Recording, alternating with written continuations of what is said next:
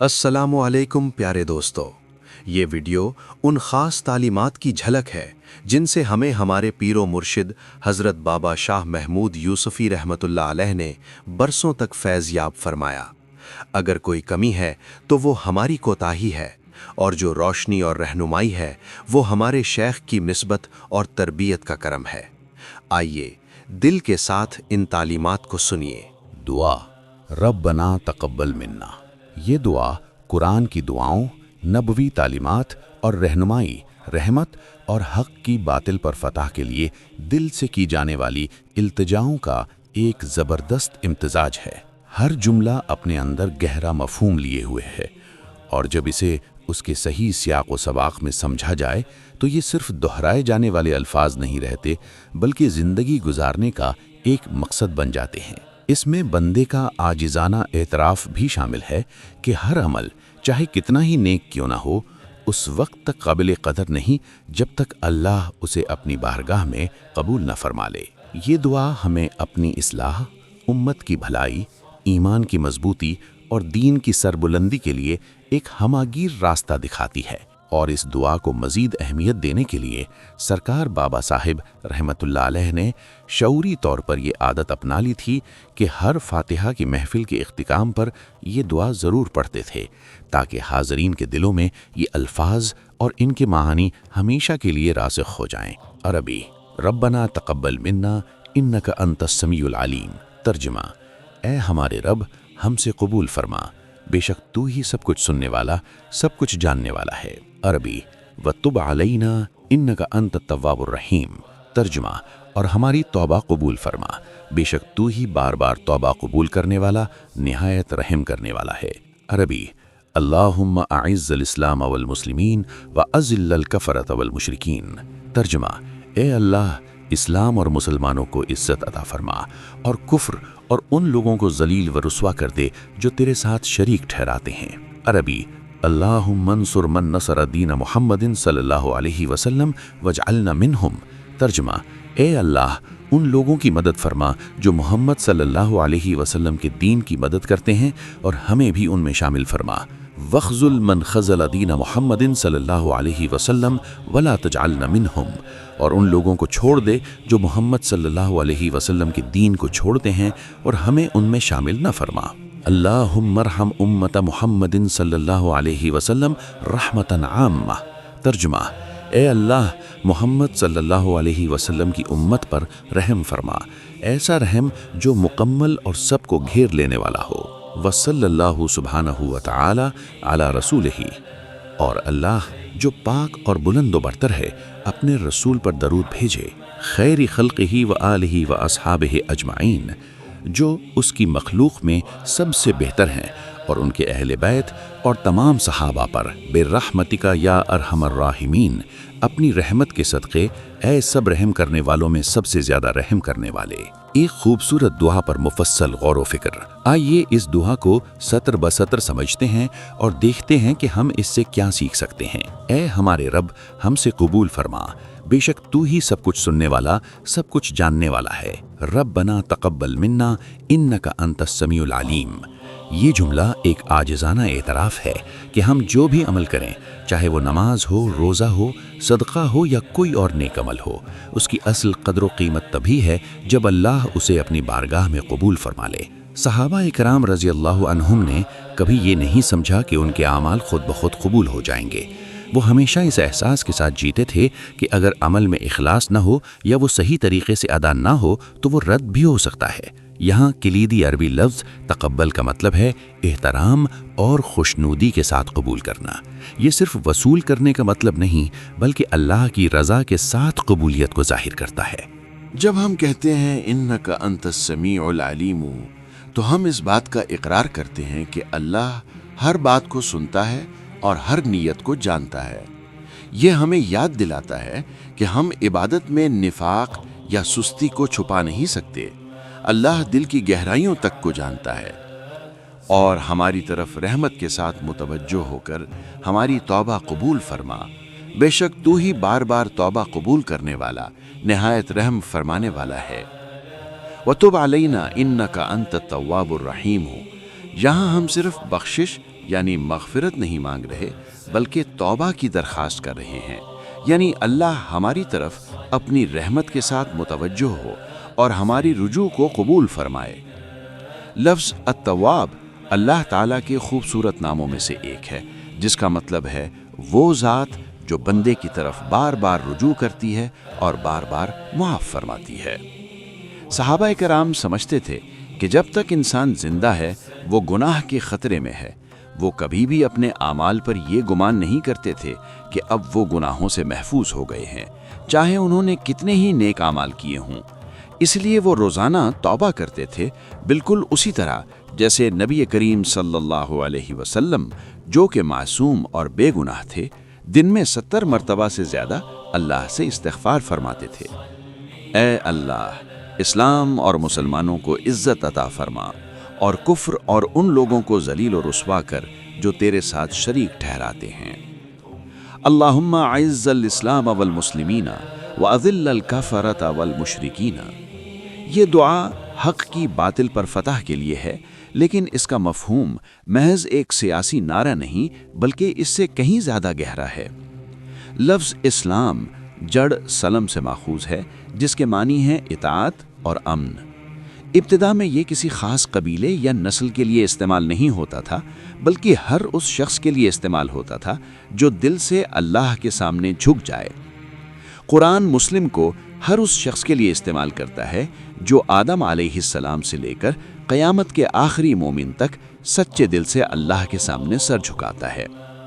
اس کا مطلب یہ ہے کہ جب ہم دعا میں اسلام کی عزت و بلندی مانگتے ہیں تو ہم دراصل اللہ کے آگے سچے دل سے جھکنے کے راستے کو دنیا میں مضبوط کرنے کی دعا کرتے ہیں، نہ کہ صرف ایک ثقافتی یا سیاسی شناخت کو۔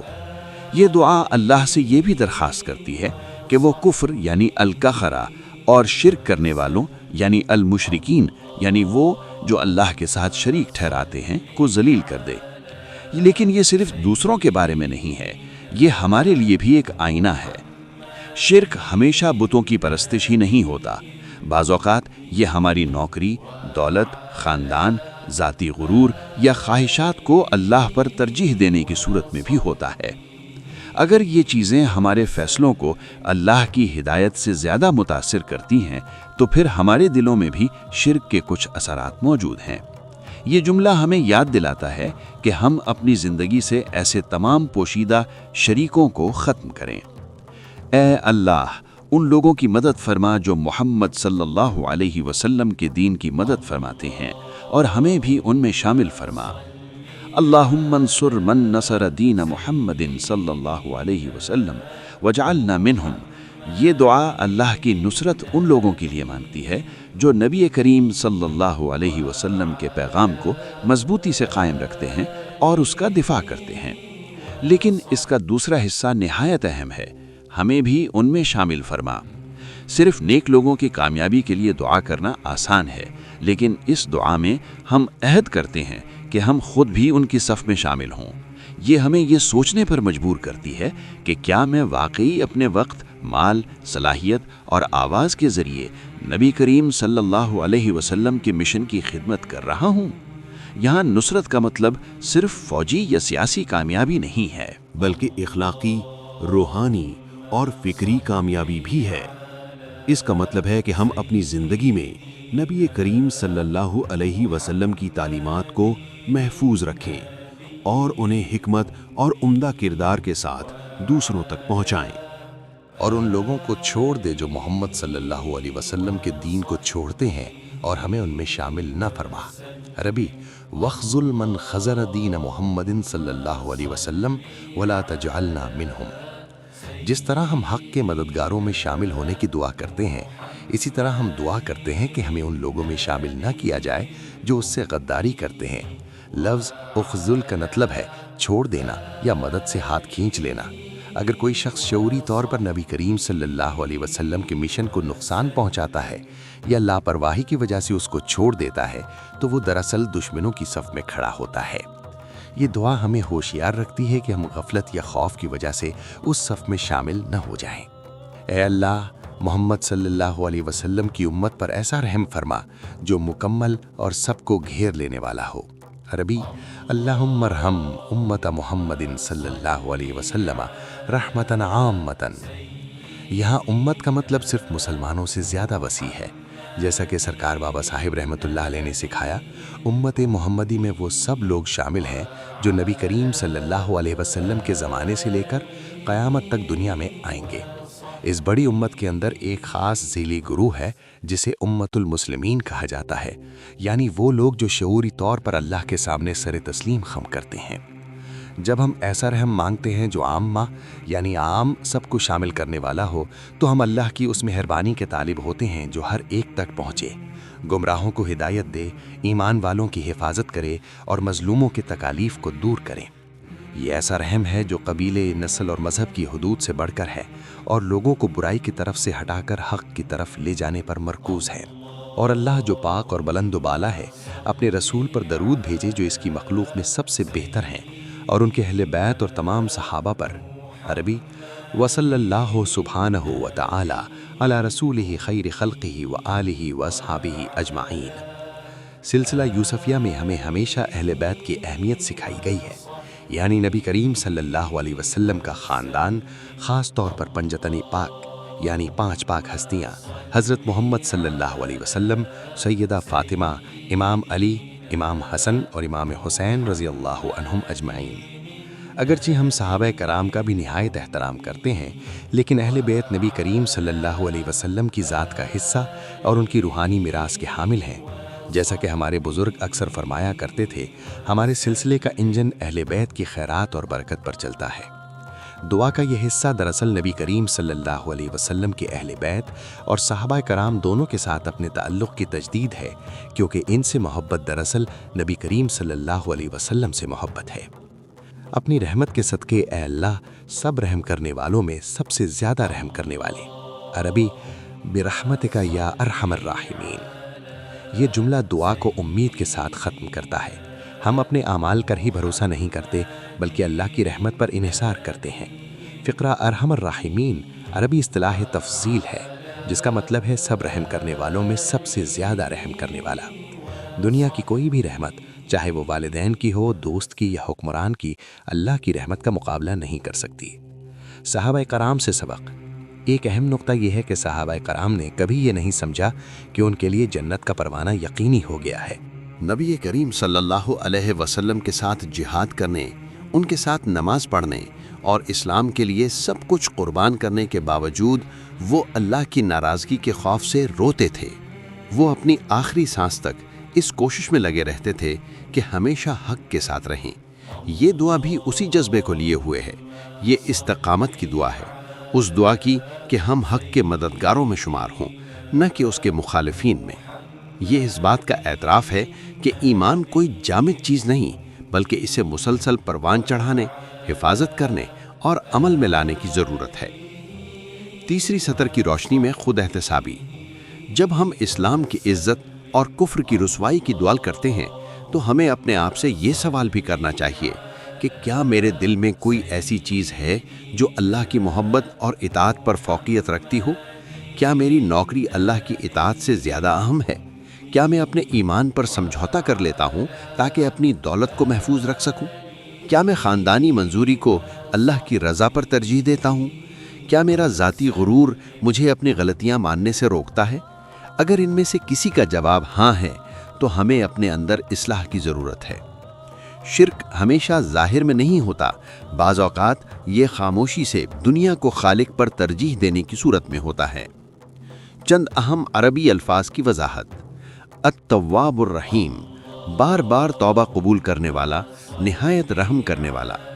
التواب، اللہ ایک بار نہیں بلکہ بار بار بندے کی طرف رجوع کرتا ہے اور اسے معاف کرتا ہے۔ الرحیم، اس کی رحمت نرم، ذاتی اور محبت بھری ہے۔ اعز الاسلام، اسلام کو عزت اور طاقت دے۔ لفظ عزت سے ماخوذ، یعنی اطاعت کے راستے کو مضبوط، باوقار اور ناقابل شکست بنانا۔ رحمتاً عامتاً، ایسی رحمت جو سب کے لیے عام ہو، ایسی رحمت جو بغیر کسی استثناء کے سب تک پہنچے، ایمان والوں تک بھی اور ان تک بھی جو ابھی ایمان نہیں لائے۔ ارحم الراحمین، سب رحم کرنے والوں میں سب سے زیادہ رحم کرنے والا۔ اللہ کی رحمت کا کوئی مقابلہ نہیں۔ دنیا کی سب سے بڑی انسانی شفقت بھی صرف اس کی رحمت کا ایک عکس ہے۔ اختتامیہ، یہ دعا صرف نماز کے بعد پڑھے جانے والے الفاظ نہیں، بلکہ زندگی گزارنے کا ایک منشور ہے۔ یہ ہمیں اخلاص، عاجزی، خود احتسابی اور نبی کریم صلی اللہ علیہ وسلم کے مشن کی عملی خدمت کی طرف بلاتی ہے۔ یہ ہمیں ہماری ذمہ داریاں یاد دلاتی ہے۔ اپنے دل کو پوشیدہ شرک سے پاک کرنا، اسلام کی عزت اور قوت کے لیے کوشش کرنا، حق کے مددگاروں کے ساتھ کھڑا ہونا، اہل بیت اور صحابہ کرام سے محبت رکھنا، پوری امت کے لیے اللہ کی رحمت مانگنا، صرف اپنے لیے نہیں، اور سب سے بڑھ کر یہ دعا ہمیں صحابہ کرام کے طور تبقس کی یاد دلاتی ہے۔ جنت کو کبھی یقینی نہ سمجھنا اور آخری لمحے تک جد و جہد کرنا۔ جب یہ دعا سمجھ کر پڑھی جائے تو یہ ہمارے نقطۂ نظر کو بدل سکتی ہے اور ہمیں اللہ کا سچا بندہ بننے کے عزم کی تجدید کر سکتی ہے، نہ صرف الفاظ میں بلکہ ہر فیصلے میں جو ہم کرتے ہیں۔